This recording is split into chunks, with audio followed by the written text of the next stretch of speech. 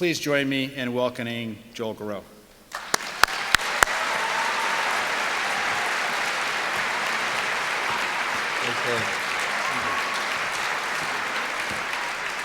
Thank you. God, I'm going to have Terry preach my funeral. That was a great intro. Thank you very much for coming out here. Thank God we don't have the snow, right? I mean, we can change what it means to be human, but we can't change the weather, right? Not yet, right? Let me just repeat what the point that Terry made here, because it is pretty amazing. We are at a turning point in history here. For hundreds of thousands of years, our technologies were aimed outward at modifying our environment in the fashion of fire and clothes, and agriculture, cities, all that kind of stuff.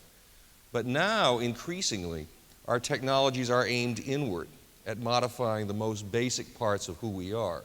We're talking about, in the next 5, 10, 15 years, systematically changing our minds, our memories, our metabolisms, our personalities, and our kids.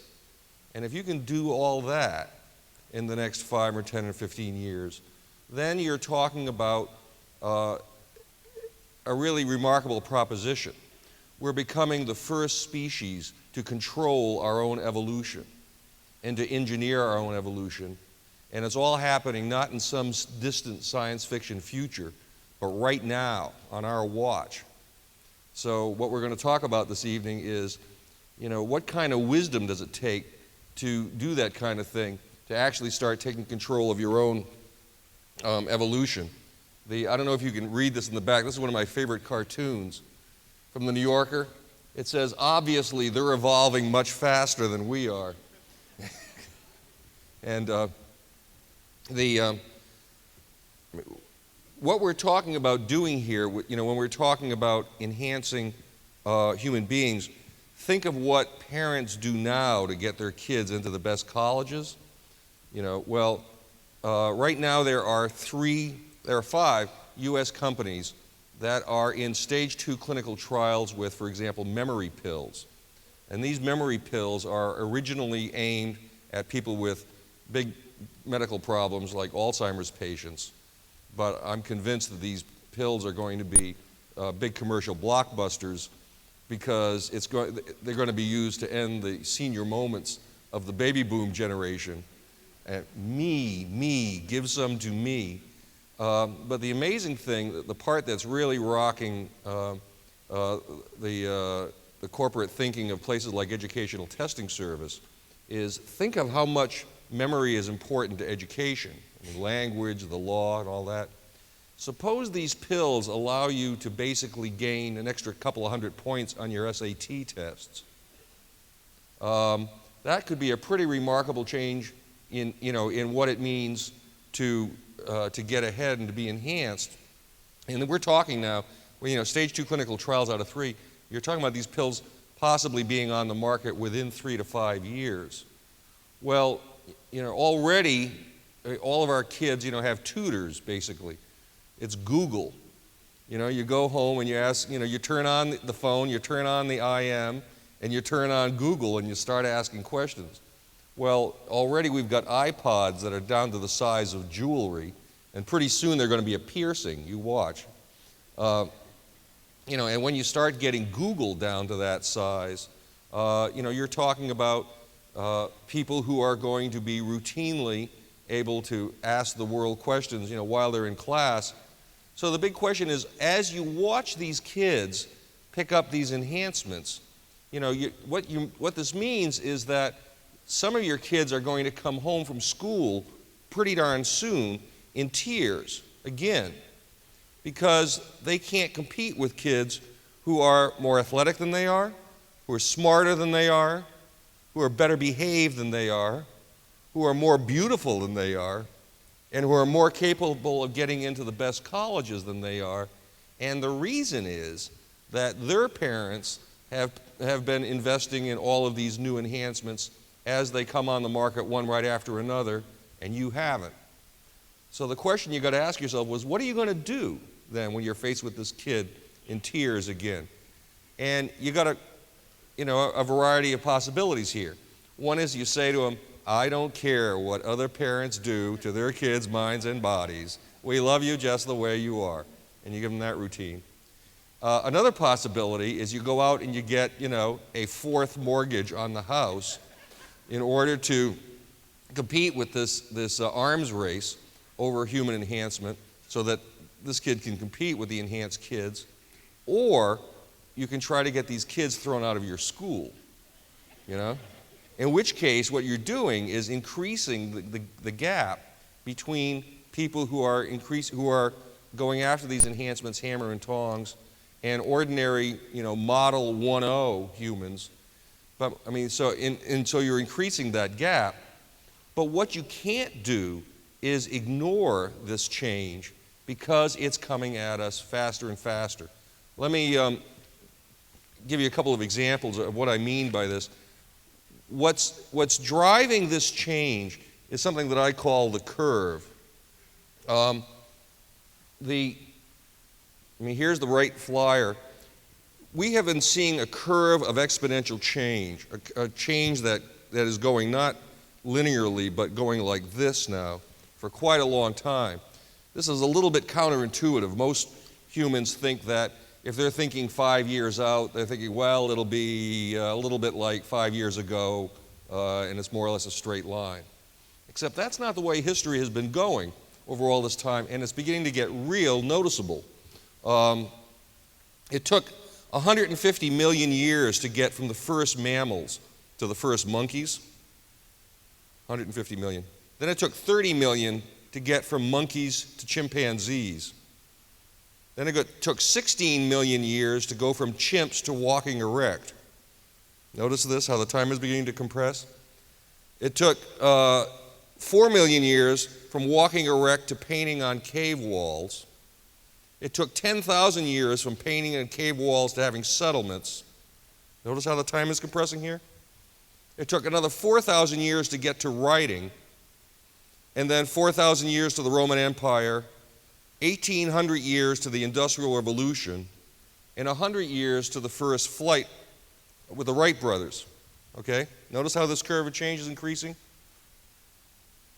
66 years later, we're on the moon. This is what I mean by this curve of exponential change, and it's beginning to get extremely intense. You notice this. Has anybody seen Rent, the movie? Has anybody seen it? This movie is set in 1989 and 1990. And you look at it, and in the movie, the state-of-the-art photographic gear that this guy's got is a 16-millimeter film camera. Okay? That's state-of-the-art, circa 1989. There is this word that they're throwing around that nobody's ever heard of before, cyber. They want to build a cyber studio, whatever that is, in the Lower East Side of New York. This is not all that long ago, and this movie is already beginning to seem quaintly antique. And the reason is that when we built the first chips in 1959, the first commercial chips, 6 years later there was a guy named Gordon Moore who was a lowly electronics engineer. And he noticed that the number of transistors that you could pack onto a chip for $1 was regularly doubling every few months. And he boldly prophesied that this might continue for another 10 years. Well, little did he know. Gordon Moore ended up becoming one of the 3 founders of Intel, Intel inside the chip people, and he's now just richer than you can imagine.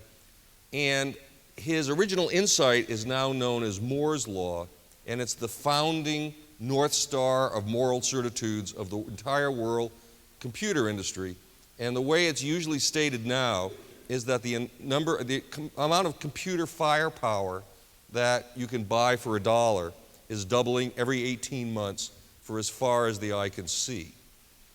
Now, a doubling is an amazing thing when you think about it. It means that every step, every kerchunk, every 18 months is as tall as all of the previous steps put together, right? So now we've seen 30 doublings since 1959. That's an increase of over 400 million times. We've never seen anything like this before in human history. The only thing that's remotely comparable were like the railroads. The railroads in the 1800s, they double the number of railroad miles every 5 or 10 years for 14, and there were 14 doublings. And it changed the world. You know, I mean, it changed. New York went from being a collection of villages to a world capital. Chicago went from being a frontier outpost to a brawny Goliath. San Francisco went from being 4 months away to 6 days away. It changed jobs, industry, family. I mean, it changed everything. And that was only 14 doublings until ultimately this curve of exponential change leveled off, because railroads are made out of physical things like iron and coal and land and so forth. So eventually you run out of some of this stuff. And of course, ultimately you get a new technology called the automobile, which does a little something to all this. But that's an amazing amount of change with only 14 doublings. Now look at this, where we're talking about 30 doublings with no end in sight. I mean, Intel is not about to give up anytime soon. Sure, there's going to be limits to silicon, but there are likely to be succeeding technologies. Well, you know, everybody's had this experience in their life, right? I mean, who hasn't looked, you know, for Christmas time, decided that they want to get their kids some whiz-bang computer, right? And it's got 20 gigs of this and 512 of something else, and it's a real fire breather, you know, a real monster, $2,000. And, you know, who hasn't had the experience of the very next Christmas, that basic machine with the same amount of firepower is costing $1,300. That's an example of Moore's law. And what it means is that the computer that you buy for Christmas, you know, this Christmas for $2,000, in 10 years, that amount of firepower you'll be able to get it for $31.25, because the price keeps on falling in half, and you'll be able to get it for free with a subscription to Newsweek. Right? And the best part about this, as far as I'm concerned, is that this amount of firepower in 10 years will be embedded in something like this. Okay? This will be the computer. The patents already exist up at MIT, the magic handkerchief. And I can hardly wait, because that means that I'll finally be able to read the Washington Post in the smallest room of the house, where I get my best reading done and where it's difficult to take a laptop. But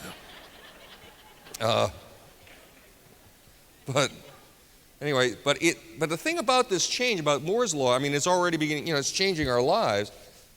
But the big deal is that it's opening up vistas that we've never seen. I mean, nobody cares how fast a computer goes in the abstract. But what happens is that it means that there are entirely new areas that we can begin to look at that we never thought possible before. One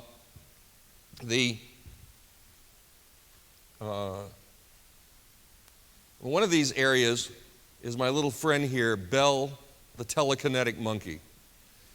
No kidding. There are monkeys now at Duke University in North Carolina who are telekinetic. They can move objects long distance with their thoughts via computer. Would you like to know how you make a telekinetic monkey? I'm so glad you asked.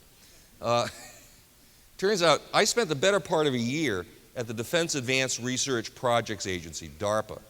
And this is an outfit that's the R&D arm of the Pentagon. And they've got an amazing track record. These are the guys who actually really, no matter what Al Gore said, these are the guys who really did invent the internet. And it used to be called the ARPANET after their predecessor organization. And I mean, they've created all sorts of changes in your life already. And now, one of the arms of this DARPA is called the Defense Sciences Office.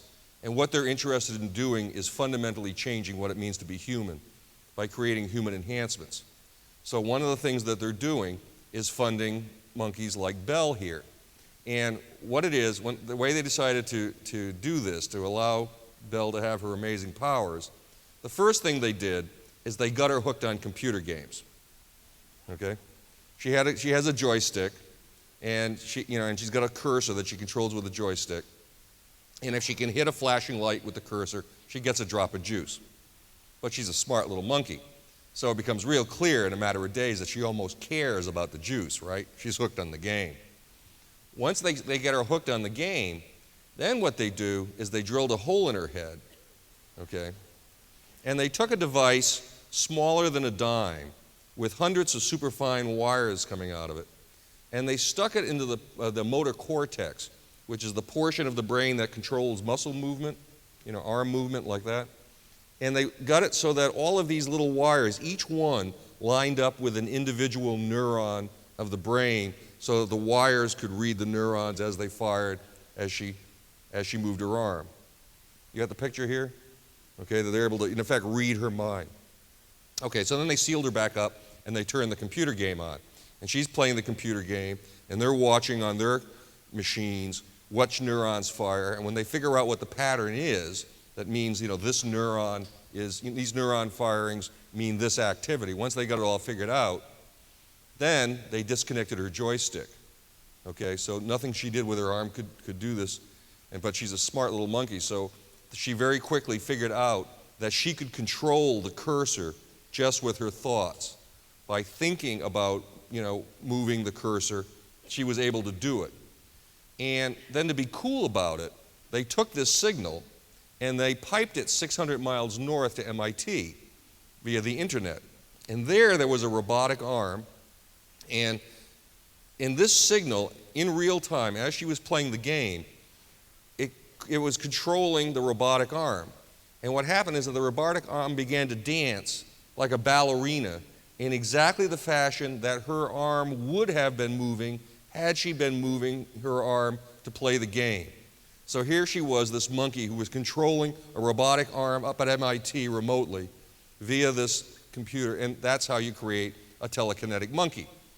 It begs the question, however, of course, of why would you want to do this? Why would you want to do this to a monkey? Well, there are two answers to this question. As usual, there's the official reason, and then there's the real reason. Well, the official reason, this is DARPA, this is the military, is that an F-22 is a very difficult aircraft to fly with a joystick. And so they're thinking how much better it would be if you blurred the distinction between the made and the born, if you blurred a distinction between mind and machine, and if you allowed it to have a situation such that the pilot could control the machine directly with his or her thoughts. And then how cool it would be, they think, if they could get the machine to pipe everything that it can sense directly into the pilot's brain, bypassing screens and keyboards, everything that the plane can sense, radar, radio, thermal imaging, whatever you got, could pipe directly into the brain, and you'd have, the mind-machine merger of their dreams. That's the official reason.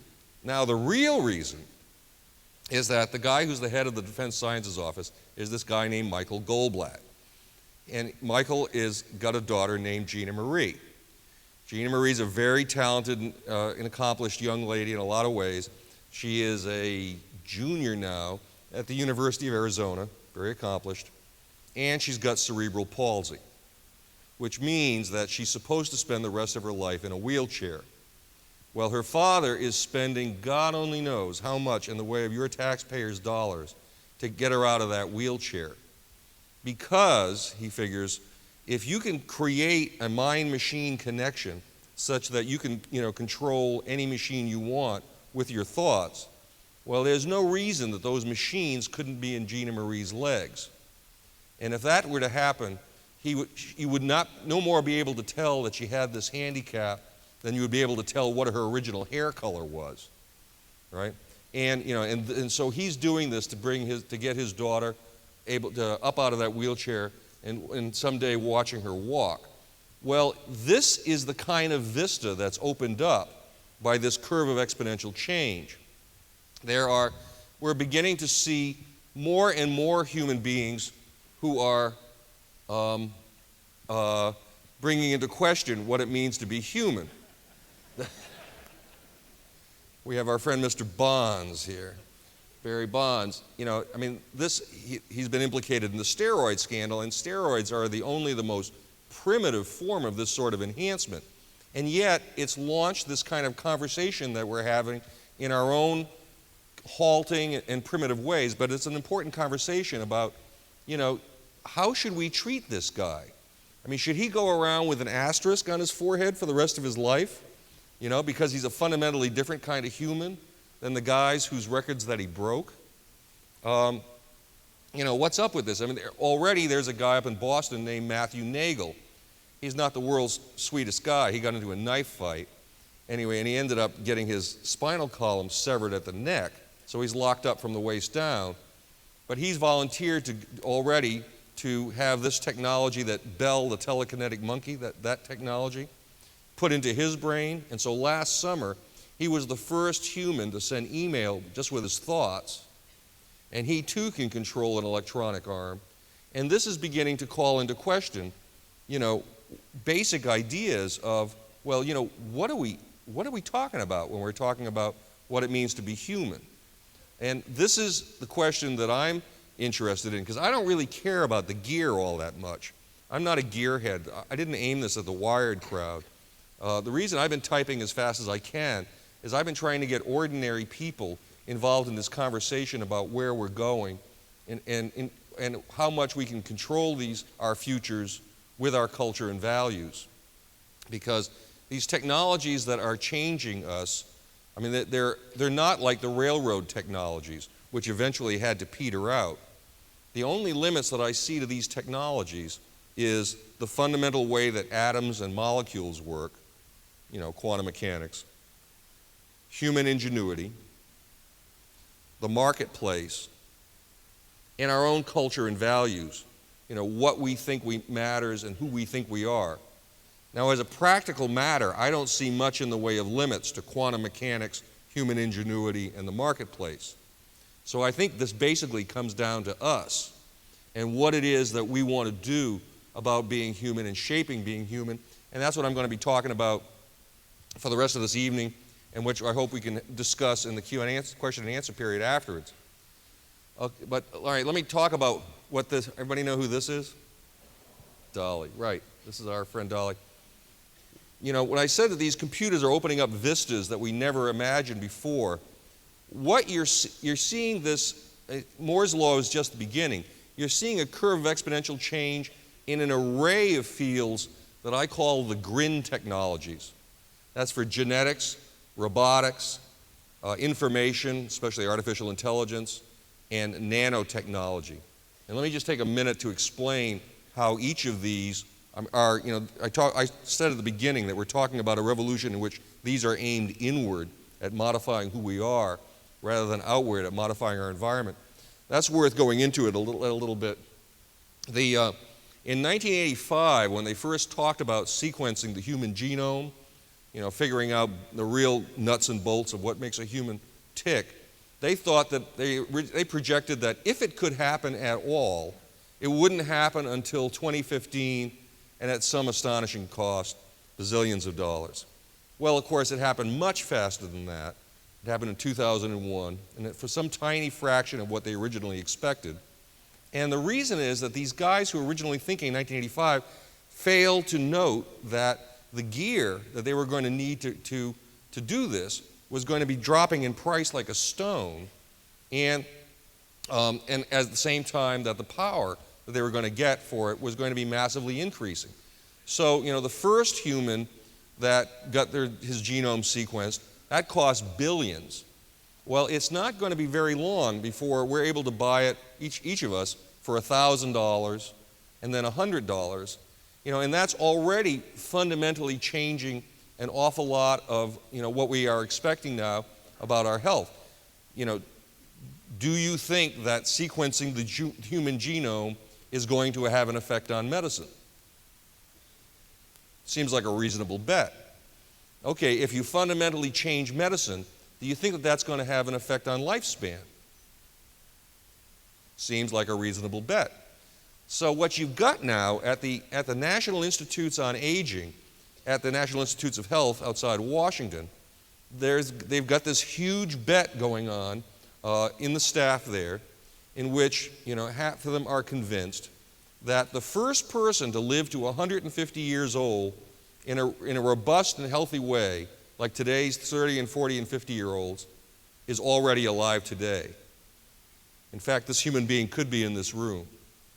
And that's, somebody just raised their hand. Congratulations, you win a prize.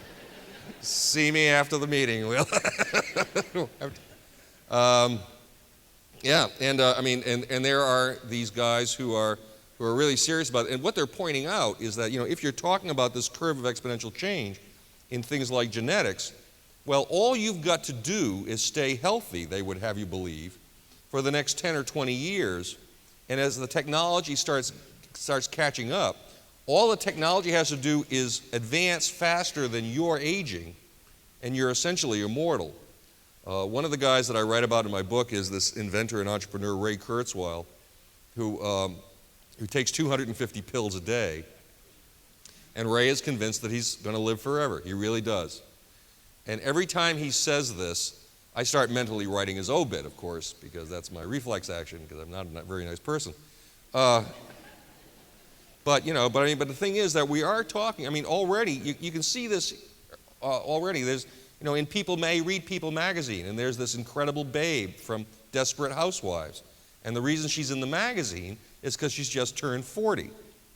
And so People is asking, so what's up with this? And she's saying, oh, well, 40 is the new 30, And who hasn't talked to some great-grandparent in their 80s who suddenly decided to go traipse off to walk the Great Wall of China or some damn thing, And when you ask them what's up with that, they say 80 is the new 60, And that's what the stuff that we've got now, and already by 2010, half of all new pharmaceuticals are going to be based on genetic research. And again, that curve is going to be increasing. And as we understand more about proteins, which are, which fundamentally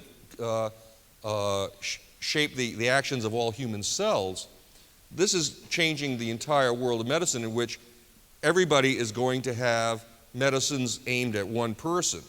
The way we do it now is this industrial age way, which is kind of nuts when you think about it. We make a pill and we give it to 1 million people, and then we know that these 1 million people are all going to metabolize it differently, and yet we still give them all the same pill, and so naturally some metabolize it badly, and that's called a side effect, and it's not pretty. We lose a lot of people that way every year, which is kind of nuts when you think about it. But increasingly, we're aiming at having medicines that are going to be as individual and personalized as your iPod is right now.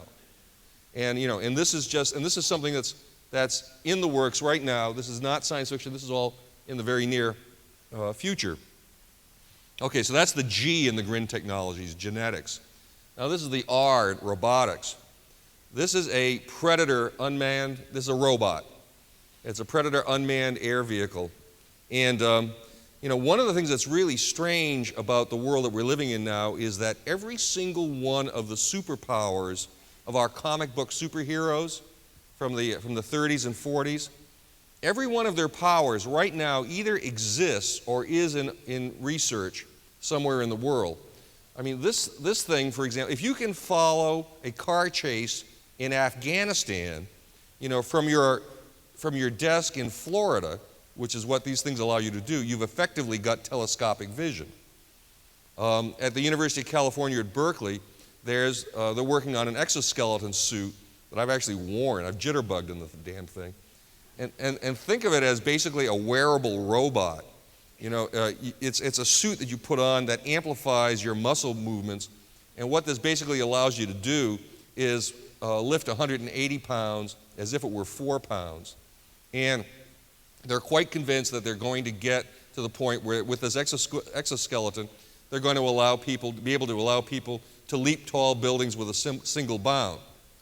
Actually, they say they can do it now. The leaping the tall building is not the hard part.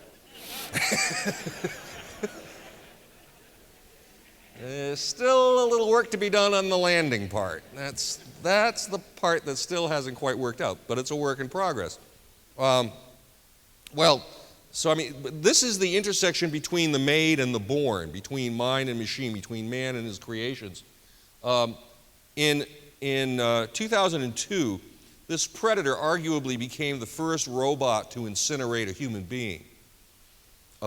one of these predators had Hellfire missiles under its wings, and it was following an Al-Qaeda leader's SUV, and it came down low and fired the missile, and there was this big gaping smoking crater where the SUV used to be. Now, it's debatable whether or not this means that we have homicidal robots on our hands here. Because after all, there was a human being who was steering this craft remotely and who decided to pull the trigger. But discussions of what constitutes a genuine robot like this might be seen as cutting things a little bit fine if you were one of the guys who was in the SUV. You know, I mean, okay, let's not worry about whether or not this is a true robot or not. I mean, what you're talking about is extending human powers. And there's an awful lot of people who are walking around the world right now with devices like this that are now permanently implanted in their bodies. I'm thinking of things. This is not just this puts knee replacements and heart defibrillators in the shade. There's a thing called cochlear implants, which is a computer that can hear, and it helps the profoundly deaf to hear, because I mean, these people have nothing working at all in their ear, so amplifying sound doesn't do them any good at all, like an ordinary hearing aid. So what this implant does is it wires directly into the brain. It goes directly into the nervous system, and the brain recognizes the impulse from the computer as being the sound that it is, and all of a sudden the profoundly deaf can hear. Last summer, they had an ocular implant that was licensed for the first time, and it's the same thing, only this time it's for your eye. Okay, and this is for the profoundly blind. You've got basically a little computer camera that pops right into your brain, right into your visual cortex directly. You know, and again, these kind of changes are increasing at an exponential rate, and it really starts calling into question, you know, the kind of powers that we have and the fundamental ideas about what constitutes being human. Because among other things, you know, if you can start seeing whatever the computer can see, well, there's no reason, as the guys in DARPA point out, that you couldn't be watching what's going on over the hill or in the next continent, because if this robot can see it, there's no reason in principle that you can't pipe it directly into your brain. And again, these are all technologies that are, you know, that all just need to be linked up because they're basically in operation right now. Then there is information technology or artificial intelligence. I don't know who this guy is, but I love him. God, I love this picture. These cell phones are the real personal computers of our age, of course. You know, forget these laptops and stuff. These things are already beginning to change the world. And it's interesting because one of the questions all of this technological change brings up is, does this mean that we're going to have an increased separation between human beings, especially among people who can't afford this new technology? I mean, there are a couple of really potentially bad scenarios about how this all might work out. I mean, you can imagine a circumstance in which you end up with three different kinds of humans: the enhanced, the naturals, and the rest. And the enhanced are the people who go after all of these technologies, hammer and tong, getting regular upgrades, you know, like it was a Windows program. And then you might have, you know, the naturals, who are people who could embrace these technologies if they wanted to, but choose not to, like today's vegetarians, you know, or fundamentalists for that matter, you know, who for aesthetic or religious reasons could do these things and choose not to. And then you might have the rest, who are people who don't have the money, or for reasons of money or geography, don't have access to these technologies, and they envy and despise those who do. Well, the reason that's such a scary scenario is that it's been a real long time since we've seen more than one kind of human walking the earth. You have to go back 25,000 years or so if you think that the Cro-Magnons were sufficiently different from us to be a different kind of human. And you might have to go back 50,000 years if you think you have to go back to the Neanderthals to get a really different kind of upright ape than us. And what we know is that anytime two species compete for one ecological niche, it usually ends badly for one of them. You haven't seen very many Cro-Magnons walking around lately, with the possible exception of a couple of newspaper editors that I can think of. But that's a whole other story. So that would be the scary scenario. On the other hand, what you're seeing here with all of these technologies, because of the curve, because the price is dropping so quickly, is that in the case of this information technology, now I was in Nigeria last year in Lagos, this incredibly huge, sprawling, fetid city, and you look at the billboards, and you'd be convinced that by looking at the billboards that the #1 industry of Nigeria is cell phones. I mean, everybody's got. There are now 30 African nations with more cell phones than landlines, and this is in no time at all. And this is changing the politics of an awful lot of kind of unfortunate places. For example, the Philippines in 2000 and 2001 was being ruled by this awful tyrant named Joseph Estrada. He was a real piece of work. Well, he was run out of town on a rail by what was called at the time pizza demonstrations. And what they meant by that was these were demonstrations brought to you while you wait. And the way it worked was that people would call these demonstrations using their cell phones, using text messaging. Okay? So one person would text message their 10 best friends. Those 10 would text message their 10 best friends. And you can see how this works. What started off in a matter of minutes as being 10 people became 100 people, became 1,000 people. And all of a sudden you had literally 100,000 people out on the streets in under an hour, and it brought down the government. It's getting real tough. It's almost enough to make you feel bad for tyrants, I mean, it's getting real tough to be a good old-fashioned tyrant anymore, because it's getting increasingly difficult to have a monopoly on information, or have a monopoly on power. And I mean, that's already beginning to change our world, as we watch.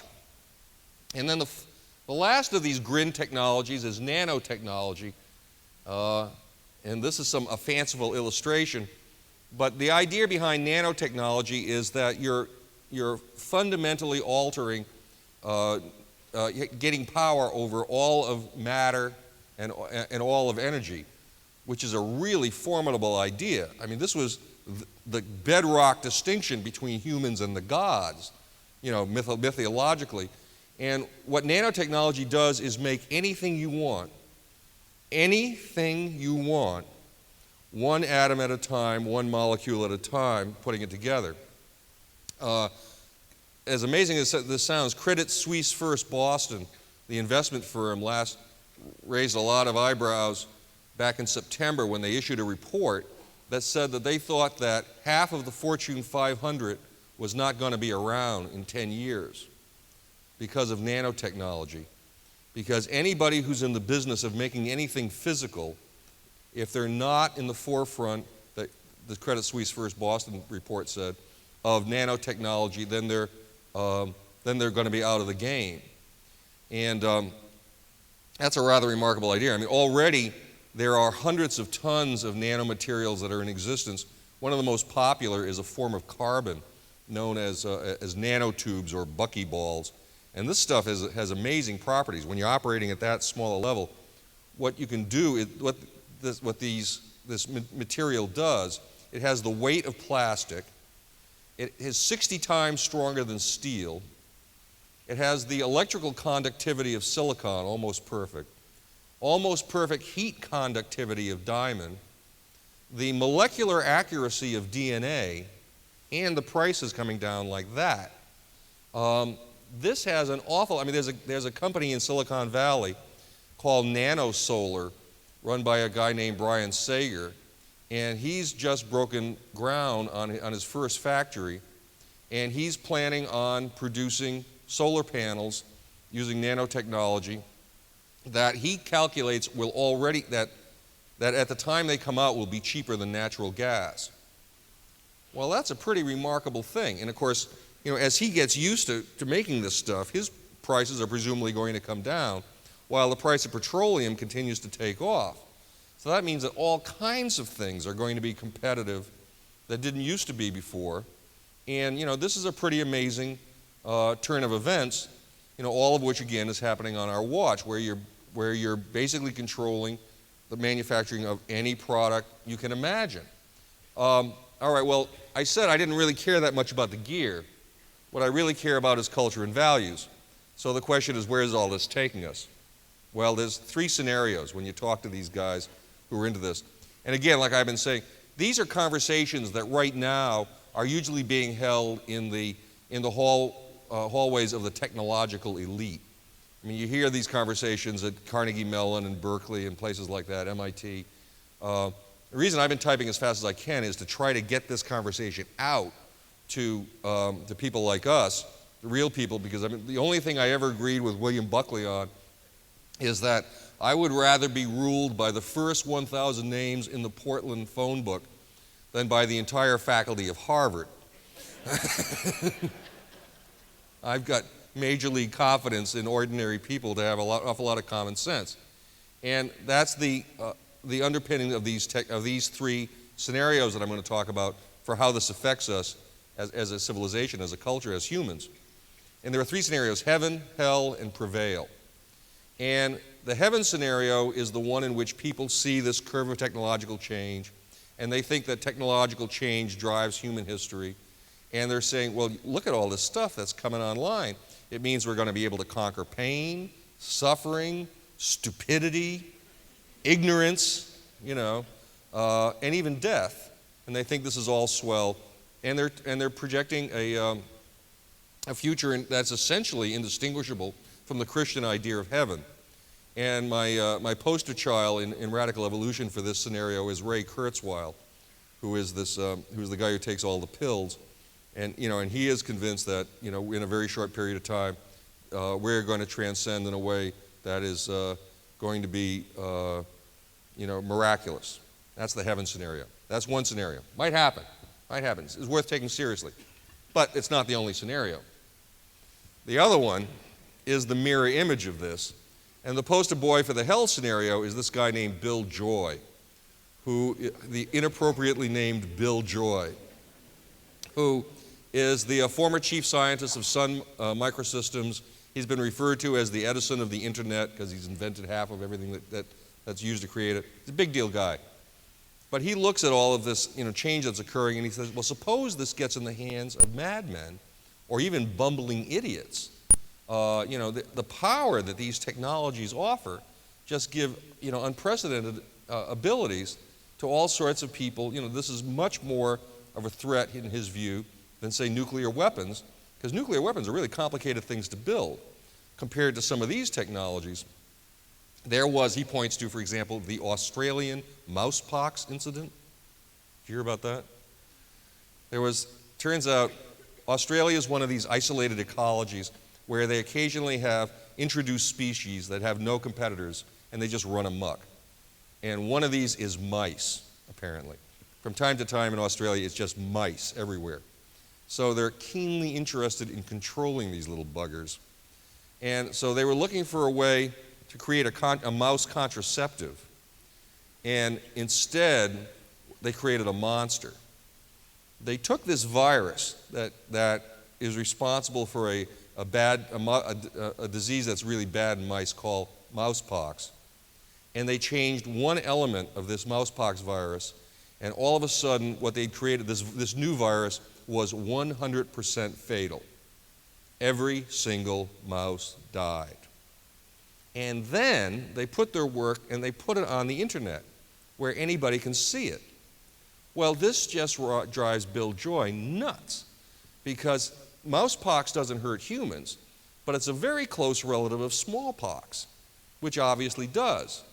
And Bill asks, well, if you can, if that means that any disgruntled grad student in a semi-well-equipped biology lab, can go to the web and see how this is done, the hell scenario is one in which Bill is seriously worried about wiping out the entire human race within the next 20 or 25 years. And that's the optimistic version. The, the pessimistic version is one in which you wipe out all of life on Earth.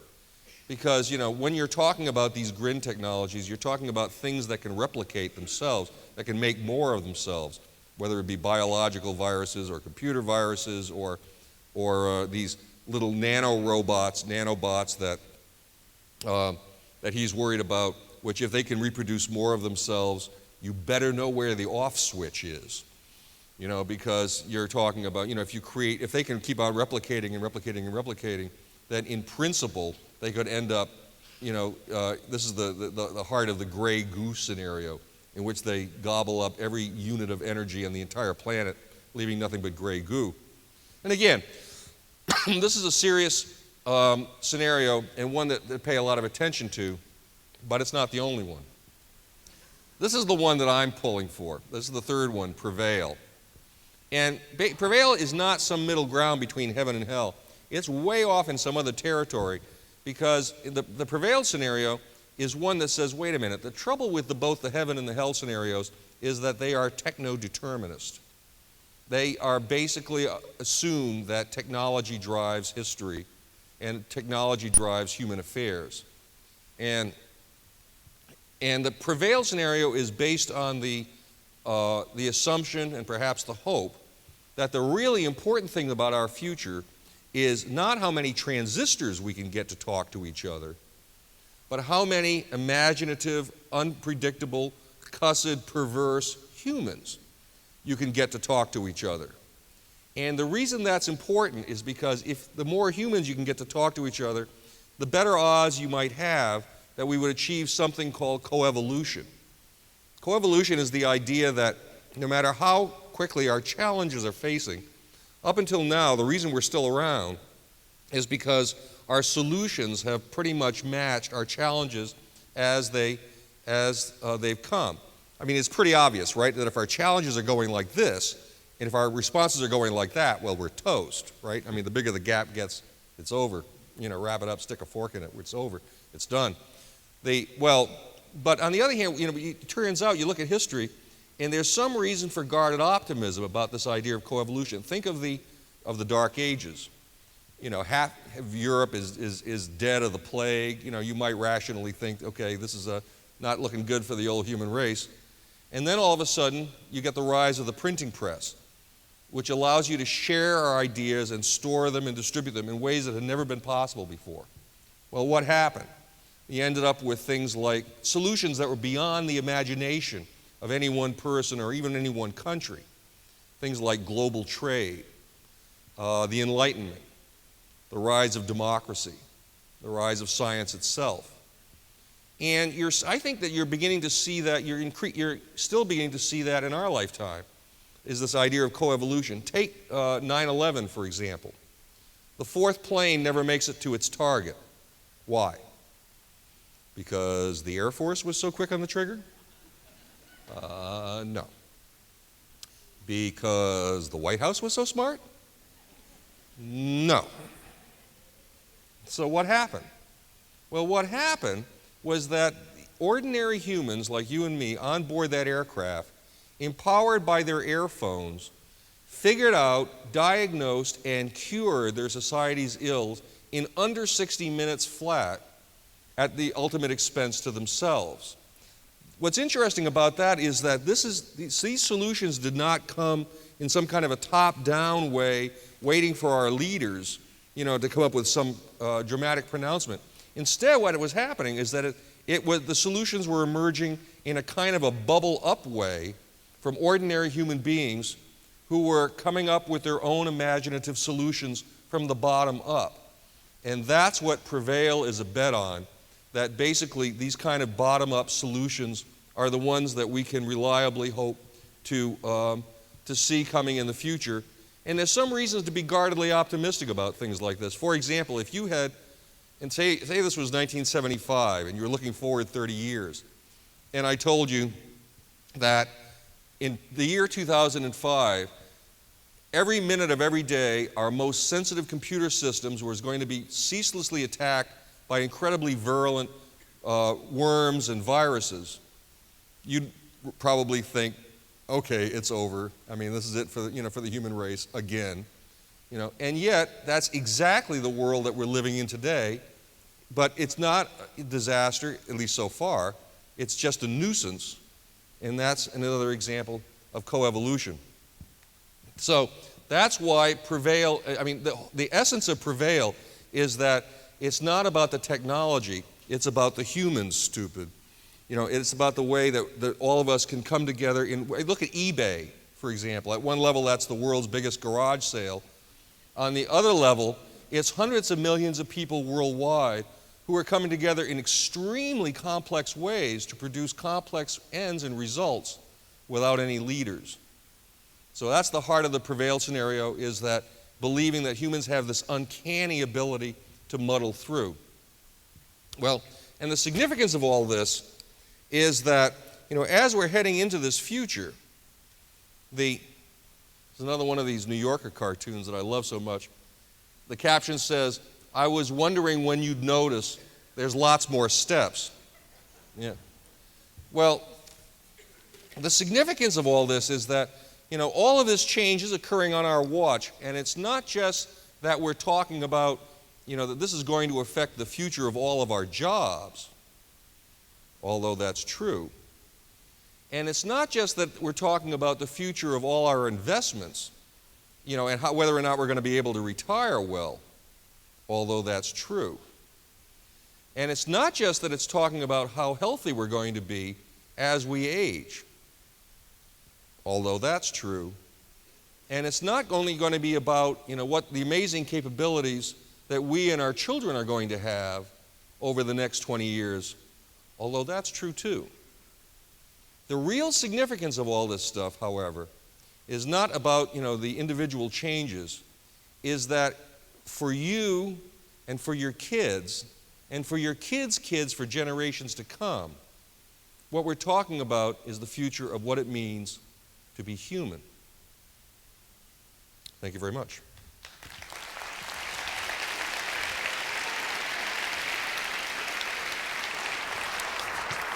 Thank you. Thank you. Thank you. So, for example, obviously the military embraces this because they're deeply worried about the competition. But you also see it in sports. So, for example, there are these guys at the University of Pennsylvania who have created what they call Schwarzenegger mice. The process is called gene doping. What you do is you take the genetic material from the mice, you extract it, you cook it, and then you stick it back in the mice. And the result in about 3 weeks is amazing. You end up with these mice that have haunches like steers, and they've got necks that are wider than their heads. And you do not want to make these mice angry because they are ripped, Well, there isn't a day that goes by that these guys at Penn don't get a call from some coach or some athlete who's saying, me, give some to me, And Lee Sweeney, who runs this lab, is convinced, he's said in Scientific American, that he thinks that the 2004 Olympics in Athens were the last ones without genetically enhanced humans. He's expecting this to be the big kind of Sputnik moment of the 2008 Olympics. Well, whether that's true or not, it seems pretty likely that these are technologies that are not just coming out of the United States.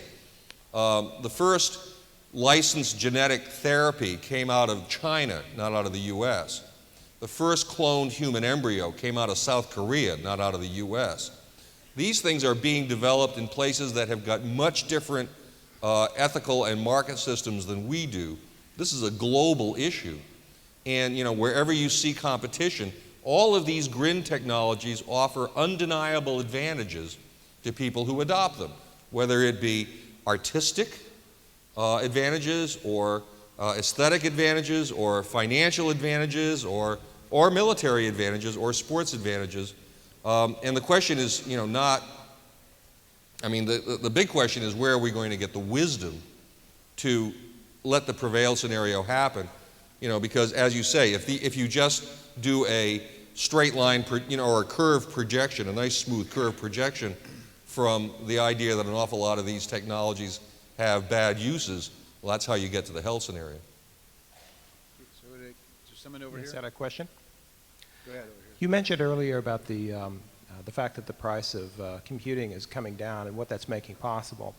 One of the things it's making possible is that we're starting to be able to do computer simulations of human culture. Right. That's the area I'm doing my PhD research in. Right.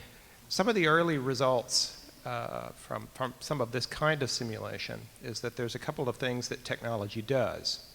One of the things it does is to increase the carrying capacity of the environment, and it does so by using up the carrying capacity at an accelerated rate.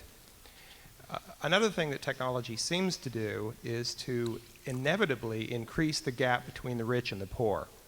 So I'm wondering if you could comment on that in light of your prevail scenario. Mm-hmm. Well, as I say, I don't make any predictions in radical evolution. There are no predictions in there. This is all, I just write about what's in the pipeline and what's coming at us right now and what exists. An awful lot of this stuff like Bell the monkey.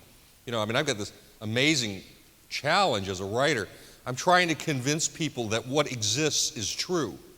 How bizarre is that? You've got this perfectly good monkey, got pictures of it, and people still, their jaws drop. Well, I mean, the thing that you see about these, what's unusual about these technologies, unlike previous ones, is that, and for example, in the past, heart transplants never get cheap, and they never get available to the third world, and that's because transplantable hearts never get cheap or common. Yet what you're seeing here with these grin technologies, they are all ruled by these curves of dropping price.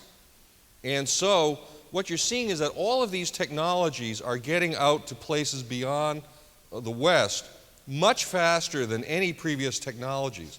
Like I say, cell phones, this is getting out much faster than did refrigeration or radio or television or cars.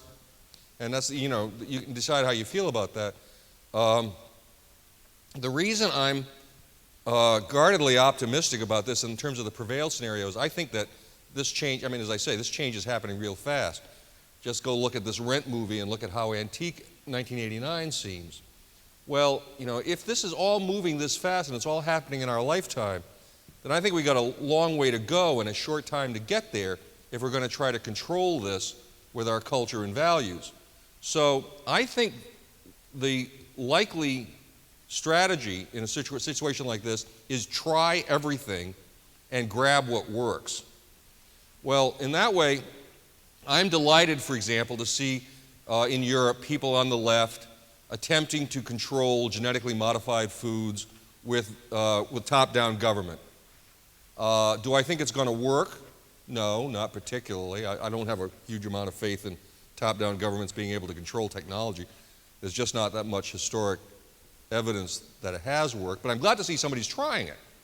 So, and similarly, in the States, I'm glad to see that there are these bioconservatives, that they call themselves, who are deeply worried about, what all these technologies might do to human character. And they're making a very brave argument in favor of pain, suffering, and death. Not the easiest argument in the world to make, but they're basically saying that pain, suffering, and death help shape human character, and that if you eliminate that, you might change what it means to be human in a way that you're not going to like. Well, again, I'm glad that there are these people on the right who are asking these questions. I think these are all great questions, and I wish that we'd been asking questions like this back when we were originally handed nuclear power, for example. Everybody, I think, would have ended up better if we'd had this conversation back then, including the electrical industry and the utilities.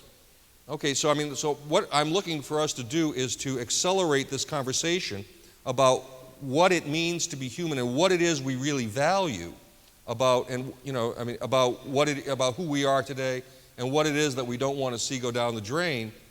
And what's great about this is that, as I say, this is not going to be just a U.S. phenomenon or even a Western European phenomenon.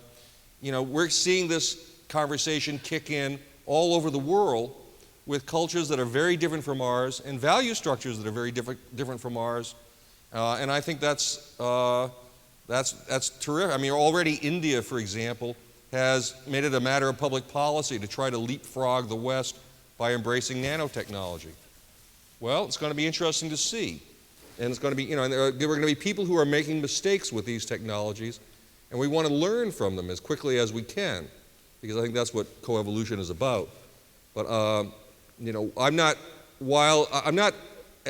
petrified with fear about the price of these technologies not dropping, because I don't see any reason to think that most of these technologies aren't going to go the same way that cell phones do now, which are ubiquitous in the third world.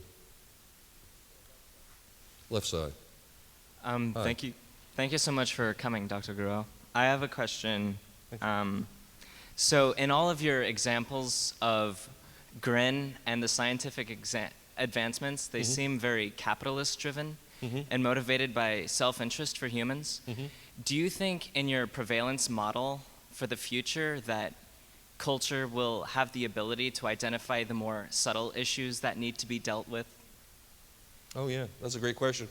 Yeah, well, I mean, the critical element here is, goes beyond simply issues of how fast you think or how quickly you memorize books or whatever. I mean, if you're talking about fundamentally changing human nature, then you're talking about asking questions like whether or not you can change the 7 deadly sins, or whether you can advance the cardinal virtues.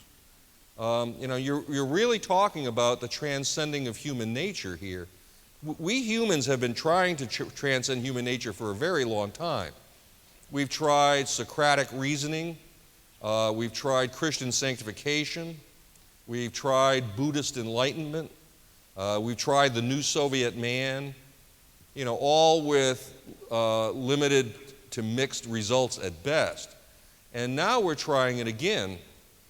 And, and there are, these people who are looking at this, at the transcend proposition, are saying that, if you can fundamentally change these basic attributes of what it means to be human, then you're talking about the possibility here of being able to create beauty that was beyond, that's beyond our capacity to imagine now. Or create human connections like maintaining romantic love for your partner for very long periods of time. I mean, you're really talking about changing, an awful lot of the basics of the hormonal structure, the psychological structure, the metabolic structure, the cognitive structure of the brain. And in that scenario, the notion is that an awful lot of the ills that we face today are now open to new approaches and new solutions, and that an awful lot of this could end up changing the way we operate morally, aesthetically, and every other way that's not monetary, but intangible, the squishy stuff like beauty that's tough to put a price tag on. Well, more at the core of what I was asking is, what about the human nature for consumption, and the fact that the Earth only provides a finite amount of resources which to exploit these technological advancements? Well, the finiteness of human resources is the heaven scenario people would argue that all resources on this planet end up being fungible. They end up being replaced by other things. I mean, so for example, the Stone Age didn't end because we ran out of stones. The Stone Age ended because we came up with something better. And so similarly, in this view, the petroleum age doesn't end because we run out of petroleum. It's because we come up with things that are better. And the big problem that we've had, those of us who care about the air and who care about the climate, the trouble with petroleum for the last for God only knows how long, is how cheap it's been. It's just, I mean, right now we're not running out of energy on this planet. Well, maybe in Portland you don't see the sun all that often, but most places, you get plenty of energy that just comes up out of the sky. And we're not even running out of hydrocarbons.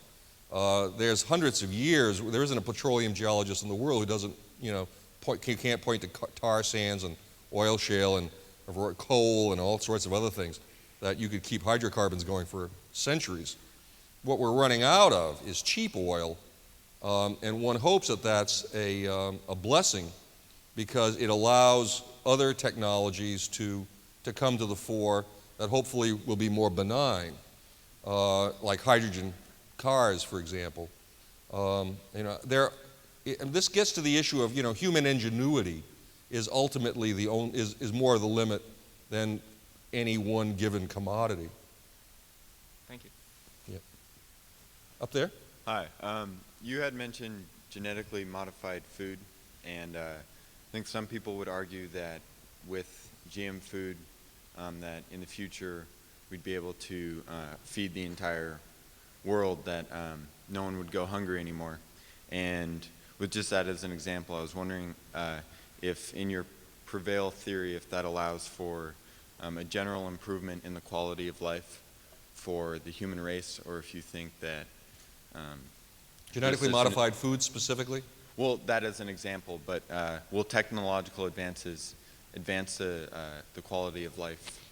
Yeah. For Well, all that's humans? the essence of the heaven scenario. Is the notion is that that technological advances have already created an awful lot of good things for an awful lot of people in this world. For example, starvation is not a food issue on this planet. It's not that anybody starves because of lack of food. There's so much bloody food on this planet that we can ship it halfway around the world and still, ship corn halfway around the world and still sell it for less than some peasant in Nigeria can do it, so we drive them out of business. There is no starvation in democracies. The only place you see starvations is in places that are using it as a political weapon, usually by tyrants to control their own population.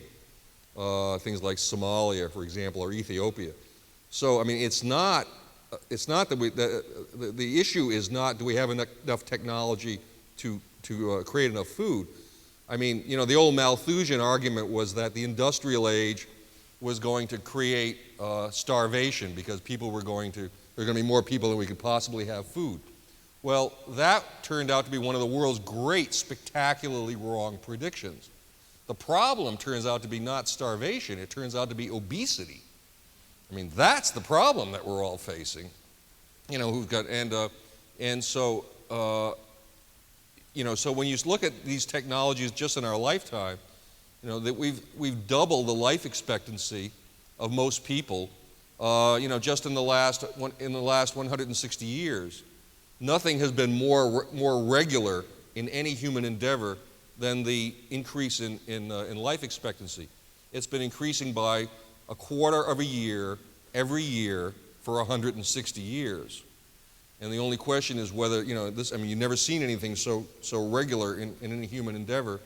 The only other question is whether, you're going to increasingly see these longevity curves start really moving up. Depends on how you feel about, living to being 100 or more with the vitality of a 30 or 40-year-old. I personally, I'm always amazed that when I say things like that, there are a number of people who hate that idea. Isn't that interesting? There's a lot of people who just don't want to live very long time for very long periods even if they're healthy. I mean, I can see it if they thought that they were going to live to be 150 drooling on their shoes. Yeah, right. Okay. I mean, that sucks. Nobody wants that. But I got a lot of things left that I want to do. I want to learn how to play the bagpipes. Yes? Dr. Garreau, a slight change of topic.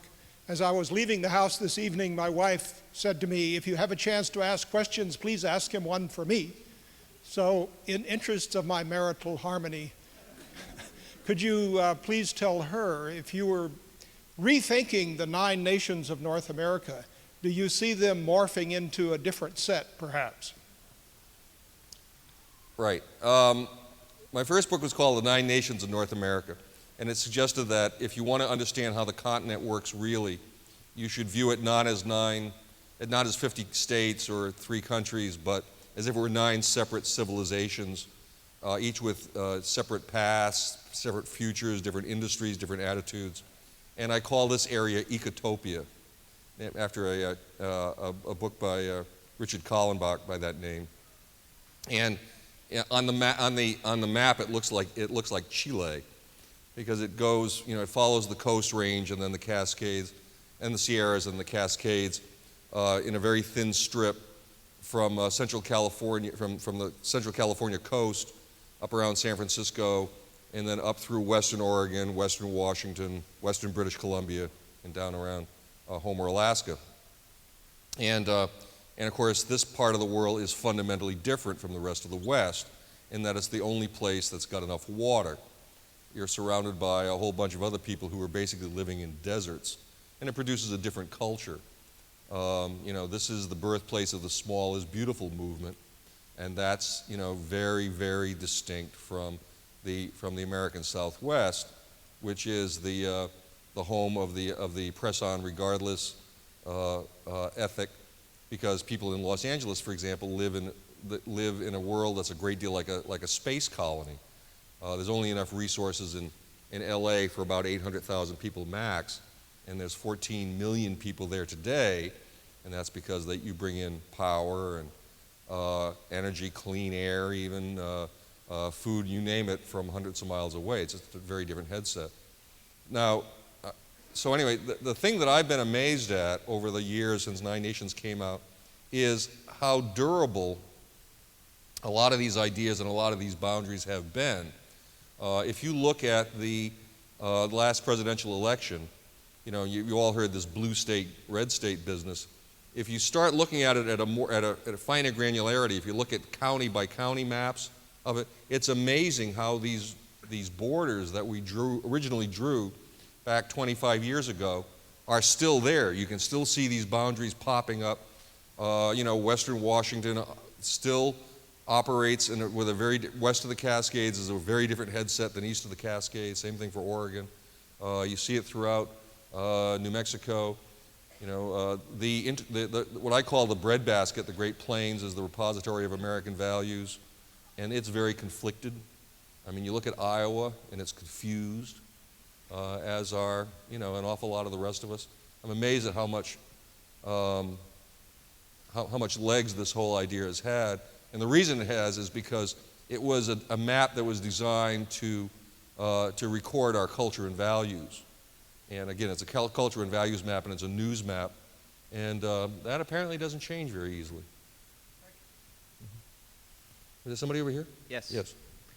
In The Age of Spiritual Machines by Raymond Kurzweil, he made some rather fantastic predictions about things that would happen in the next century. Mm-hmm. And without going into the specifics of the heaven scenario, and without going into Bill Joy's hell scenario, in your opinion of the prevail scenario, and considering I'm sure you've thought about this a lot, could you give us an idea of when you think some of these milestones might come to pass along the lines of nanotechnology being able to handle cancer, a machine being able to have read and have a quote intelligent understanding of all human books, or when we will actually possibly be able to leave our bodies in a technological way? Would you care to make some predictions about that? Those are good questions. I don't make predictions. I'm a reporter, basically. I report about what exists and what is in the pipeline and what is in the labs, and I talk about the underpinnings of these GRIN technologies and what you can rationally expect in the near future as a result of them. And that's those changes, just in the relatively near future, are, the ones that are happening on our watch, are sufficiently amazing and, give us enough food for thought about what it is we want to, to be for our kids and for ourselves about the future of being human, that I don't have to go off into any kind of strange Kurzweilian projections to really curl your hair. The stuff that is existence right now is enough to really challenge, what it means to be human without going into questions about will we be able to download our human personalities into computers. I kind of view that as a theological question. You either believe it or you don't.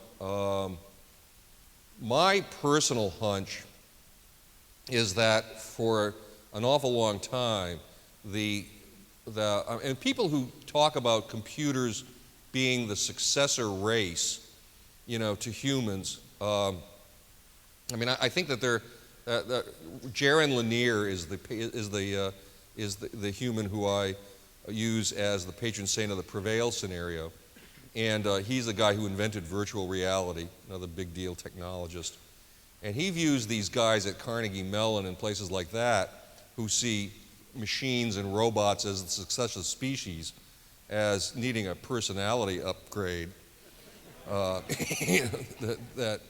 These guys really need a life. Now, having said that, you look. Almost nobody around the world is making two-legged robots, and there is a good reason for that, because it's very difficult to balance a machine on two legs. It just requires an awful lot of power to make this thing walk around on two legs. And so anybody who's worried about batteries or anything practical like that, if they're going to make a robot, they're much more likely to give it 6 legs like a cockroach, because it's just a whole lot easier, with one exception, and that would be the Japanese. The Japanese just love these humanoid robots. And one of the reasons is that they think that there's going to be a big market for these things in elder care. They are, a very rapidly aging population, and they think that if they can create sufficiently cuddly robots, that this is going to be just the deal that grandma's going to need for her declining years. Well, that's a pretty interesting reaction for a human. Basically, what you're saying is, okay, given the choice between bringing in a nice 23-year-old Korean girl to take care of grandma or giving her a robot, you pick robots? Far out, that's what an interesting choice. Anyway, so I think that most of these choices are going to be ones that deal with old-fashioned human foibles, no matter how amped up we get. This gets to questions of the definition of human nature. If you're asking, if you think that human nature is based on this version 1.0 body, this particular arrangement of hormones and meat and juices and stuff like that, well then yeah, I think that's going to change. It is changing already right now. And so if you think that that's what being human means, is this particular collection of organs and stuff, then yeah, that's going to change. But if you think, well, the definition of human nature that I like is the one that we're the species that steals fire from the gods every chance we get. And in that sense, I think that we're still, that's the part, no matter how much we end up changing mentally and physically, I suspect that's the part that isn't going to change anytime soon. And at the same time that we've also had this amazing capacity to muddle through and to prevail, because we managed to cooperate in an incredibly cussed, argumentative, ragged way. Bitching and moaning every step of the way. We managed to continue to cooperate and to come up with new ways of coming up with imaginative solutions. I'm a big believer in Huckleberry Finn. You know, Huckleberry Finn is the hero, as far as I'm concerned, is the all-time prevail scenario hero. At the climactic point in his book, he's decided that he's facing the entire array of culture and politics and religion. Everything is telling him to turn in Jim, the runaway slave. And he falls down on his knees and he says, oh my God, you know, how could I have been such an idiot? You know, I'm going to go to hell if I don't turn in Jim and all. And so he starts writing the letter to Jim's owner, telling her where she can find the runaway slave. And he starts to try to harden his heart against Jim. And he's thinking about it all, but he can't do it. All he can think of is the good times that he and Jim had together. And so he says, and so in this climactic scene, he says, what the hell, in for a nickel, in for a dime. You know, I've been bad all my life. You know, if I'm going to go to hell, I'm going to do it upright. And he tears up the letter and he says, and I would do it again. And if that means I'm going to fry in hell, go for it. Well, that's my idea of, that's my kind of human nature. That's the kind of prevail, the ornery, cussed human nature that manages, you know, to get through to the, in its own ragged way to glory, you know, even in ways that are in complete opposition to what, you know, the official norms might be. I'm a big believer in Huck Finn as an exemplar of the human condition. Anybody up? Two more, all right, one from each side. Hello. Hi. When we do finally reach the human 2.0 scenario, where we finally, as a software engineer, I have a perspective. I'm an engineer who successfully merges with the technology. You're going to create a human 2.0 or an engineer 2.0 with all the positive attributes of being human, creativity, intuition, etc., along with all the positive attributes of being machine. Communication bandwidth, processing speed, memory capacity. Literally, this engineer 2.0 is going to be millions or billions of times smarter or faster at engineering than human 1.0, and we'll be able to develop human 3.0 in perhaps an hour or a matter of weeks or whatever. So that literally your exponential scenario is going to go asymptotic. Do you see that as happening? The singularity, Right. which is I sound like the Kurzweil. rapture of the nerds. Exactly. Well,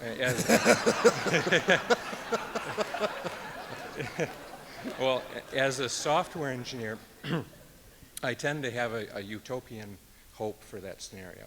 Do you see that as basically making a lot of these questions moot, and they're literally being an explosion? Yeah. There is, yeah, thank you. There is this idea, I mean, again, the reason I've been typing as fast as I can is that there's been this conversation going on among the technological elite that, you know, I've been trying to bring out to people like my mother, you know, ordinary real human beings who I have a great deal of confidence in.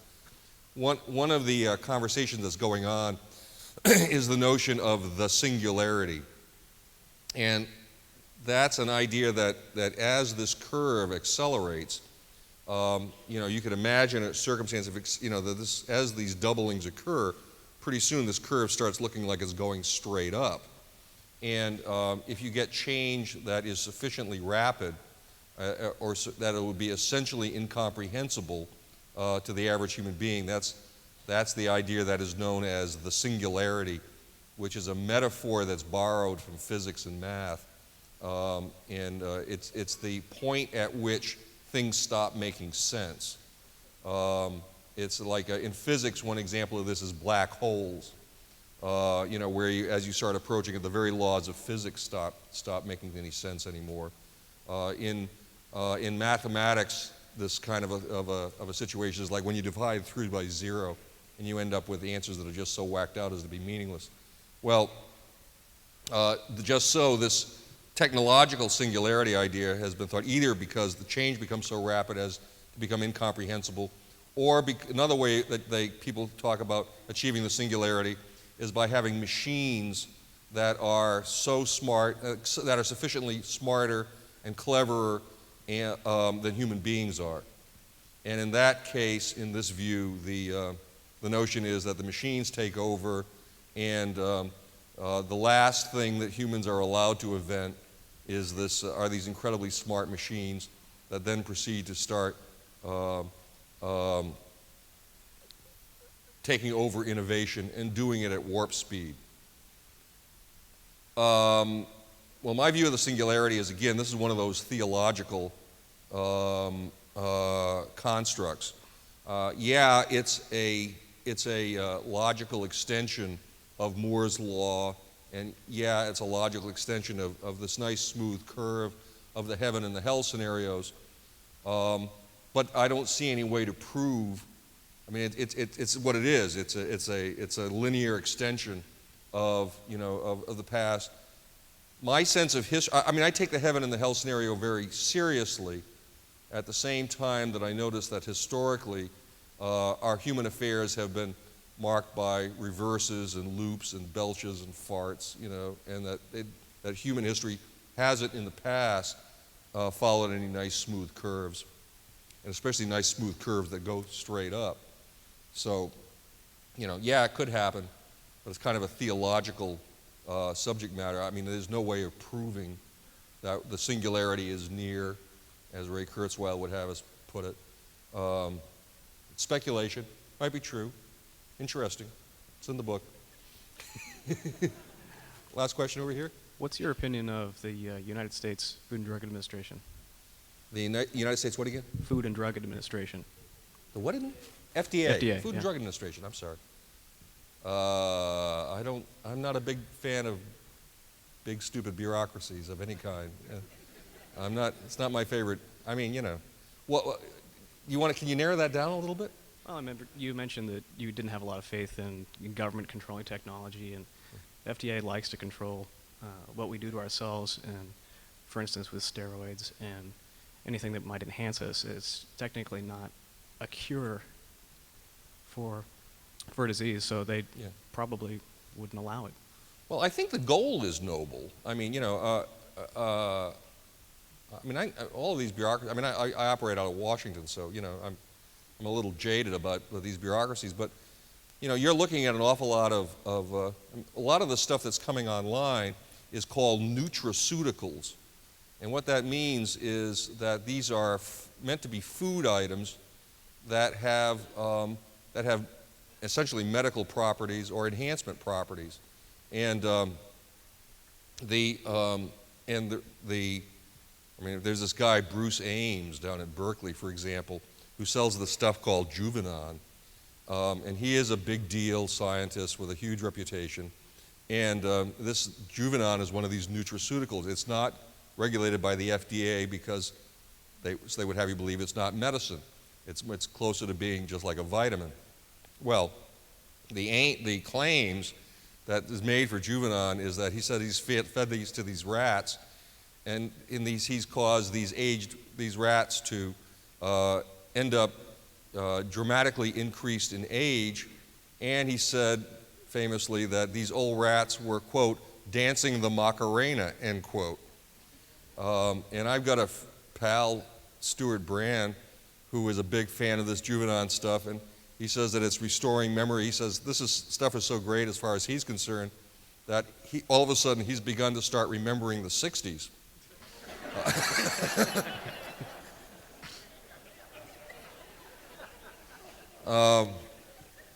I don't know. I'd like to know more about this stuff personally. I wouldn't mind the FDA taking a look at this stuff. I mean, so in the case of this Juvenon, there's no double-blind testing. There's no human testing. You really don't have a clue. And we humans are right now engaged in this massive experiment. I mean, we're just gobbling down all sorts of supplements and stuff that we really have no idea, what this is doing to us. But supplements and health food stores are huge business, most of which is unregulated. Might it be an idea for us to just, to actually do a little bit of more, rigorous testing of this stuff just to find out whether it works? For example, there's, an awful lot of people who are thinking that all we're doing with an awful lot of these supplements is creating some extremely expensive urine.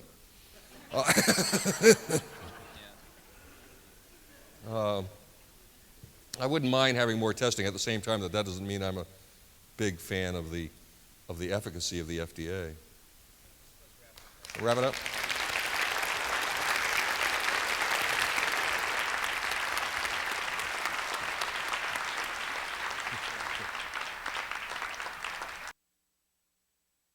And we've had wine, we've had coffee. Does anybody care about asking questions?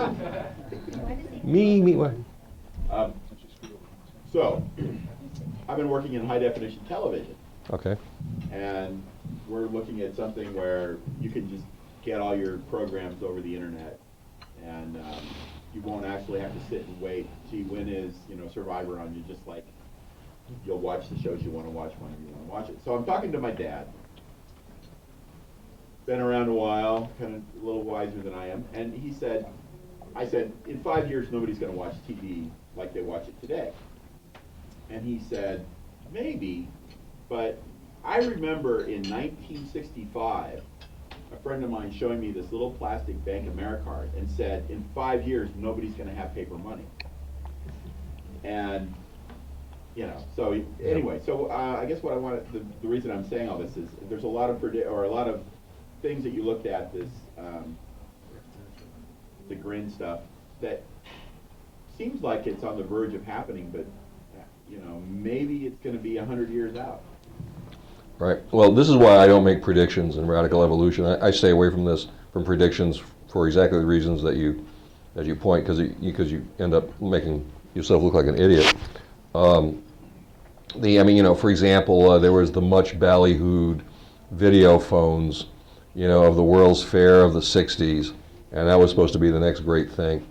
And then all of a sudden, but who knew that typing with your thumbs, on your cell phone would become the biggest thing that ever hit teenagerdom?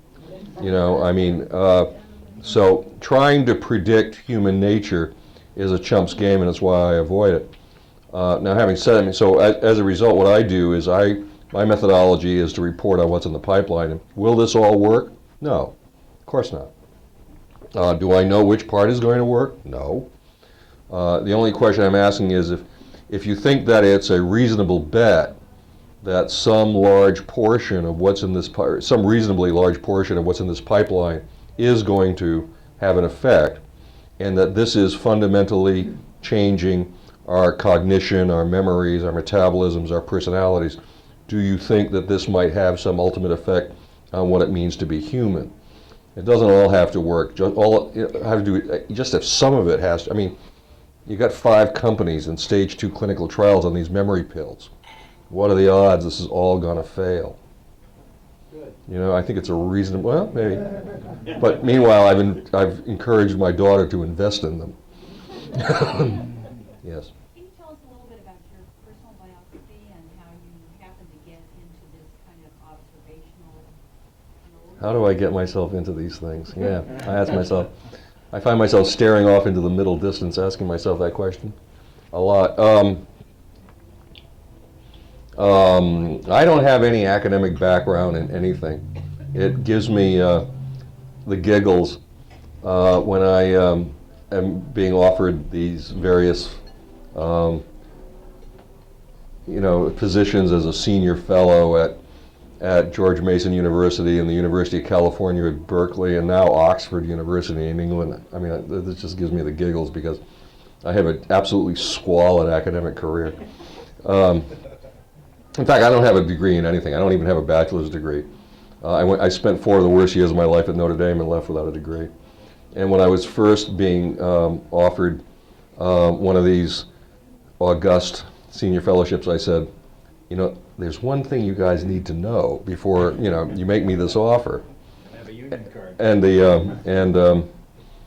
the dean kind of rolled back in his chair and he laughed and laughed and laughed. He says, you've never worked in academia, so you don't know this. He says, but of course, the very best thing, the gold standard for us, is a PhD from Harvard. He says, but the second best thing is no degree at all. And anyway, professionally, I guess, I'm a storyteller. I've spent a lot of time at being an editor and reporter at the Washington Post. And what I do is I follow my confusions. Whenever I'm baffled by what's going on, I test the hypothesis that if I don't get it, maybe it means that there's a whole lot of other people out there who don't get it either. And the only difference is that I have a higher level of tolerance for total humiliation than most human beings have. You know, somebody says that being a, I mean, if you're to be a reporter is to every day drink deep from the cup of humiliation, because if you understood what it is that you were looking at, you wouldn't be asking all these questions. So you go in every day in a condition of ignorance, and if you spend a lot of time worrying that could be confused with stupidity, you're just never going to get anywhere. You just have to deal with your emotional issues about this. So what happens over the years is that I end up standing at different windows, looking at the light it reflects on who we are as humans. I mean, my area of interest is in culture and values, who we are, how we got that way, where we're, and what makes us tick, where we're headed. There's a lot of people who are saying, well, how is it that your first book was about regions of how the continent works, and your second book was about the biggest change in 150 years and how the world builds cities, and now you're writing about these technologies that are fundamentally changing our minds and memories and all that stuff. And to me, it all seems pretty, I mean, I understand why readers might be confused, but to me it's all the same study, which is I'm interested in what makes us tick. And this time I'm just standing at this window where we're creating these new technologies that fundamentally change, have the capacity to change what it means to be human. And so I'm asking, you asked about how can you be so sure this is going to work in the future? Well, of course I don't, nor do I claim that I do. But what happens when you start looking at this is that you can already see some pretty interesting things about the present. 1984 is, I mean, the science, those of us who grew up, somebody said the golden age of science fiction is 12. There's nothing like being a 12-year-old male to really go for science fiction. And so science fiction is always about the present. And the classic example of this, if you consider it science fiction, is George Orwell's 1984, which is called 1984 because it's really about 1948, which is when he wrote it. And they just flipped the numbers.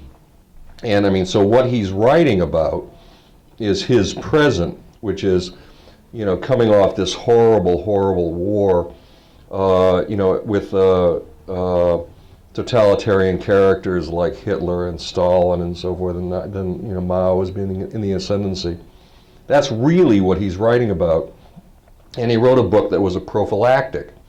One of the things that's so terrific about that book is that by writing it, he prevented that future from coming into being. Whenever to this day, when we see some piece of software or another that gives us the creeps, we say, Big Brother. To this day, that's the gold standard. 1984 is still the gold standard of creating an awful lot of our metaphors that inoculate us from this horrible future. What's the current, I was just watching the Matrix thing, and I was wondering, just the way you just described that, I go like, the Matrix is sort of, in some sense, inoculating us from the world of Ray Kurzweil. Right. The point Terry's making is that maybe the Matrix is inoculating us from the Ray Kurzweil world. Well, that's more true than you might think, because, for example, this guy, Matthew Nagel, the guy who's got the technology implants that's equivalent to the telekinetic monkey, the human being, he's got a titanium jack coming out of his forehead right here, which is how they make the connection to his brain implant. Well, and even the guys who put it there, the guys at Cyberkinetics, refer to it as the Matrix Jack. And, because it's just like the one, and, even they recognize this. I mean, what we're really concerned about, in all of these technologies is dehumanization. I mean, the upside of this is enhancing humans in ways that had been, that we've been trying to do for tens of thousands of years. One idea that I really love is somebody once suggested to me that the lifespan of any given academic paper can be predicted by going to the footnotes and looking at how far back the footnotes go. And if the footnotes only go back 6 months, and so that it's nothing but, kind of state-of-the-art, razzle-dazzle, then you're pretty sure that the paper itself is not going to be worth reading in another 6 months. So anyway, as a result, I go to a lot of trouble to quote the Bible.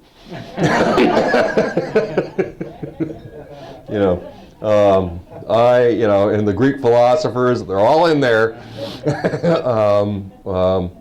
Because, if you're talking about, one of the things, like in my first book, In 9 Nations, there's an awful lot of people who say, this was written 25 years ago, don't you think it's time for an update?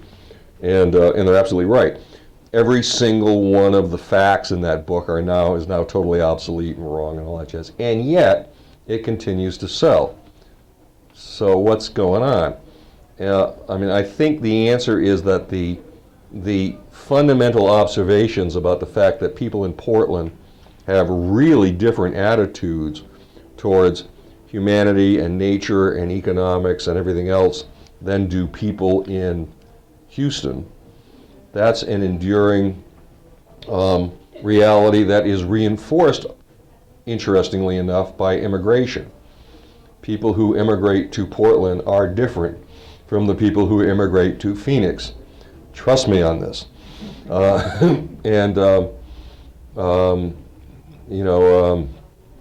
People who, I was always amazed that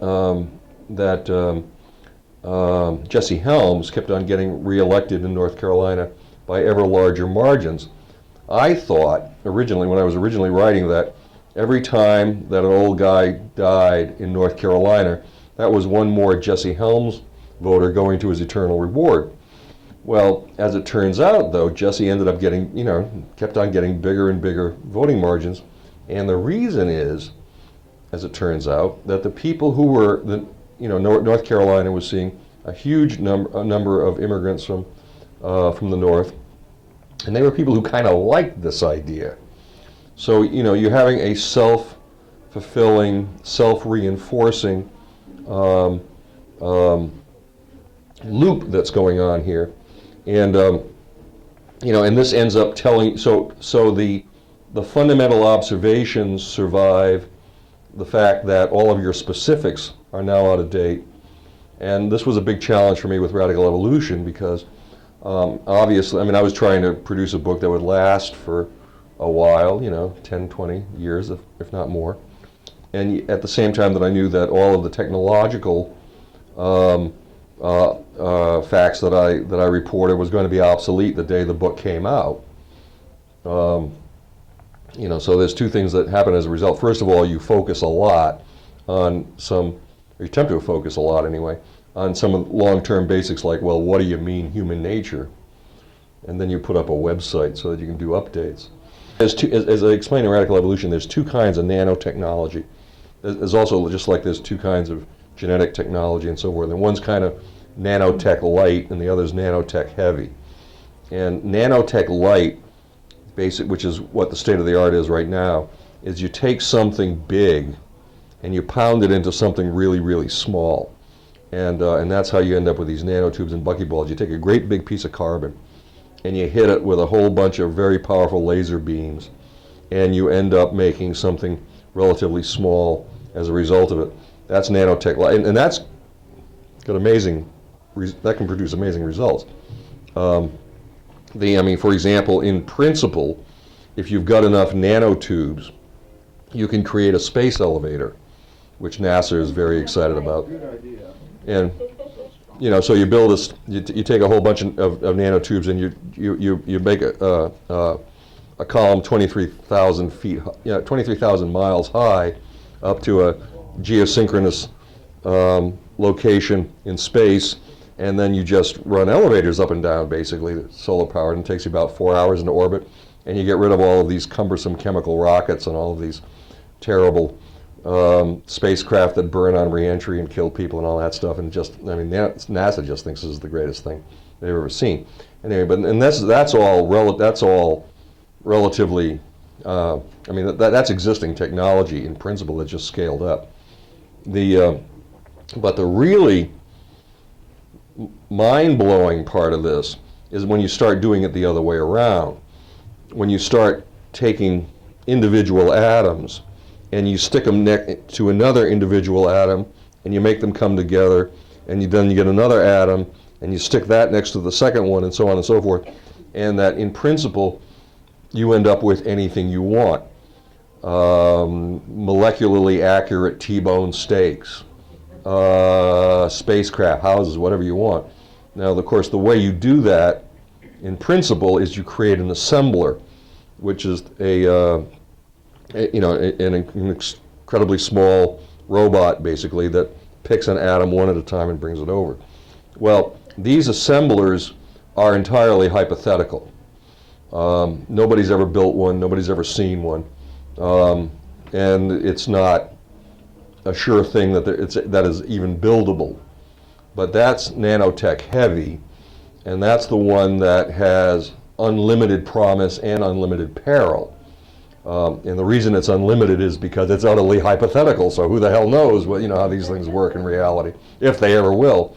But the gray goo scenario, which you end up destroying every shred of life on Earth, is one where you end up with these, if you're going to try to make a spacecraft using assemblers, well, what you got to do, taking one atom at a time is a very tedious process. So the first thing you'd have to do, if you ever built an assembler, the first thing that you'd have to do is make it build a second assembler, and then these two assemblers would make two more assemblers, and on and on and on and on, until you had a sufficiently huge number of assemblers such that they could do some useful work. And that's where the idea is, well, if you ever did accomplish that, you better know where the off switch is, because otherwise you could, in principle, anytime you get, and this is what drives Bill Joy nuts, is that anytime you're talking about self-replicating anything, whether it's there better be some limit, whether it's a virus, a living thing, like a virus or a bacteria, or a computer virus, or one of these nano things. If anything, anytime you start looking at a curve of exponential change, if there's no top to this thing, well, you can end up with some amazing results in principle. And that's where, one of the questioners tonight asked about the singularity, and this is Werner Vinge and company who are projecting, well, what happens if this keeps on going. And I mean, the only reason that you don't laugh that out of the why it's not, I mean, it's an interesting place that we've arrived at in the year 2005, that's no longer being laughed out of the park. There are serious people who are taking that idea seriously, and and Kurzweil's new book is called "The Singularity is Near," and he's not being viewed as any more of a nut than he has been in the past. There's a larger and it seems to me more interesting point about Neil Stephenson's work. One of the things that I tried really hard to do with radical evolution is aim this at a general audience, not at the technological elite. I mean, I was very consciously attempting, I was not writing for the wired crowd. I was writing for my mother and my daughters. And what that's code for me is that, number one, it's specifically women. And there's a couple of practical reasons for that, one of which is that especially in the 6 weeks leading up to Christmas, 80% of all books are bought by women, including 100% of all books read by men. So there was a perfectly mercenary reason for doing this.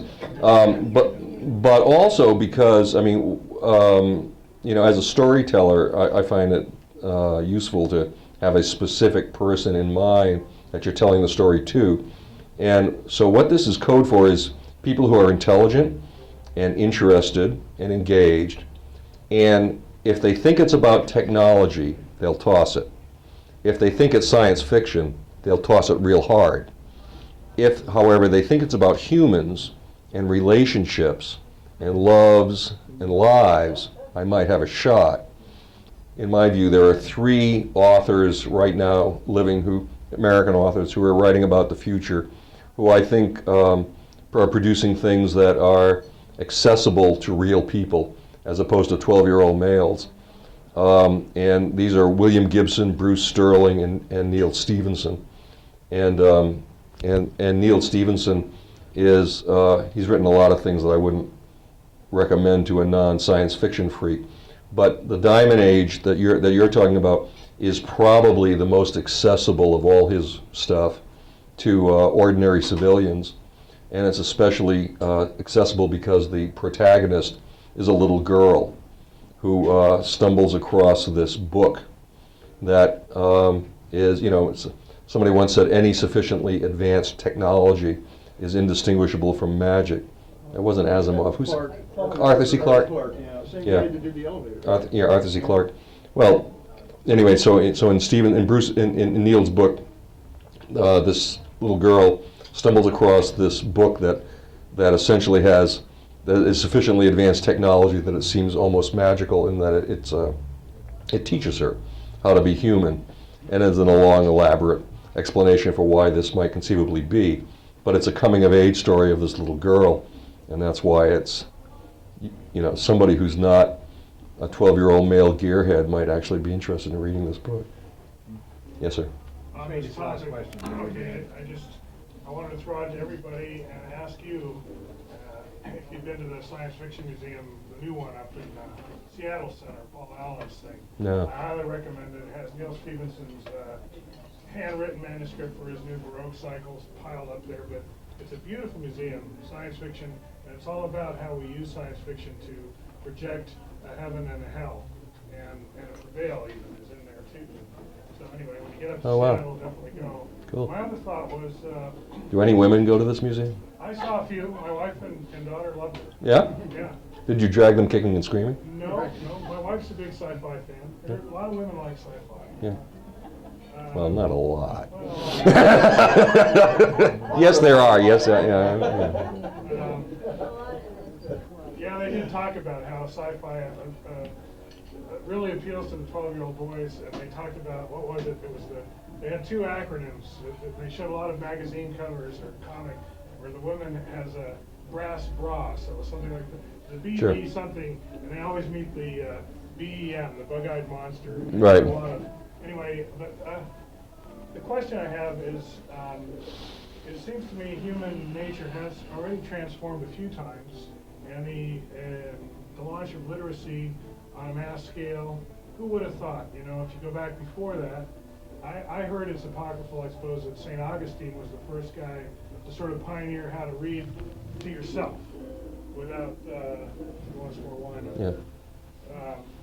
Without moving your lips. Mm-hmm. And when the pianos first came out, who would have thought that people could do that with the piano? That, you know, that coordinated, that kind of music.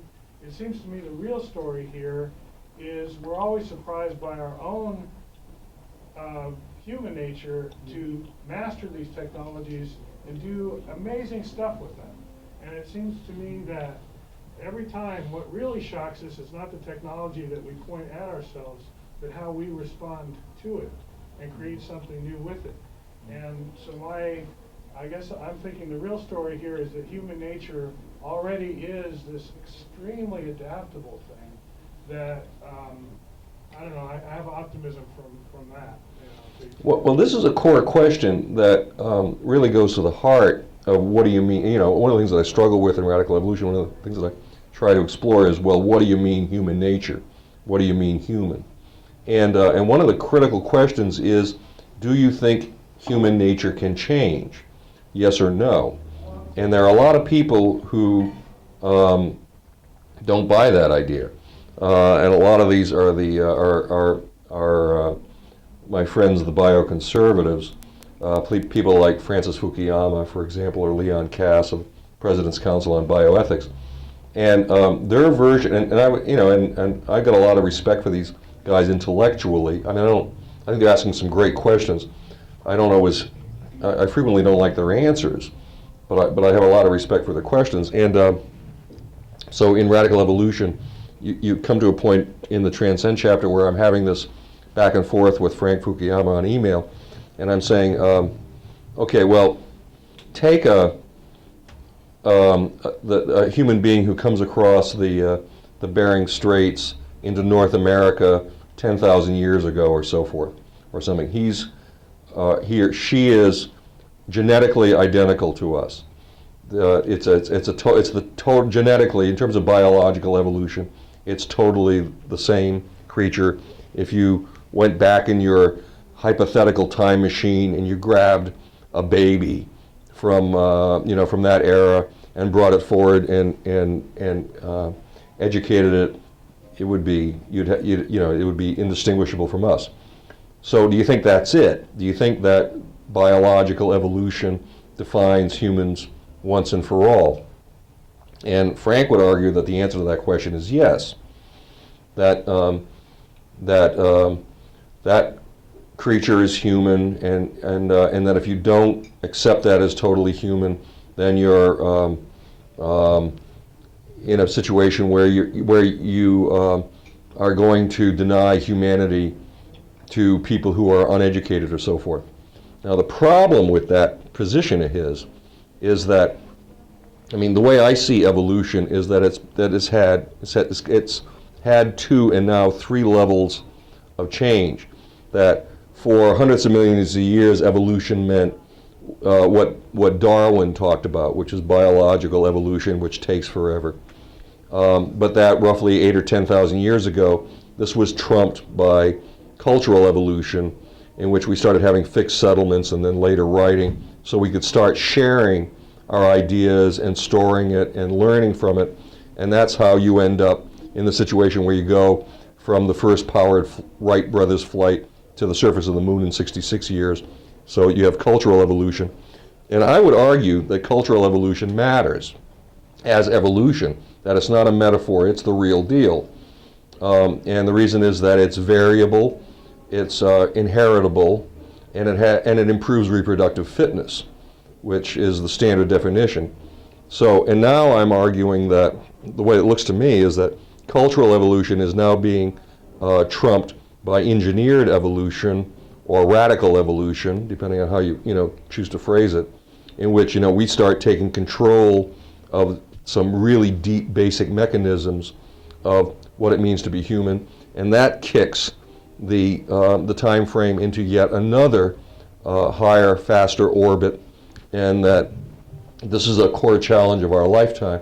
I was trying to figure out how I would explain the book to ordinary civilians, and there's this one guy who I thought, how would I explain this to Ben Bradley? Ben Bradley is the former executive editor of the Washington Post, he's a renowned guy, and I would say that his attention span rivals that of a 3-year-old, but the only reason I wouldn't say that is that actually maligns 3-year-olds. This guy has got the shortest attention span of anybody I've ever met. He's the most easily bored man in my life. I said, so how would I explain this book to him? And the way I finally came down to it was, I said, this is either the 5th or 6th biggest holy shit story of the last 10,000 years, depending on how you rank the birth of Jesus Christ. And then I'd wait to see how he responded to that. And if he was still listening, I'd keep going. But anyway, that's what it is, I think, that we're talking about, and it's the challenge that we face, and it's because it's the 3rd kind of evolution.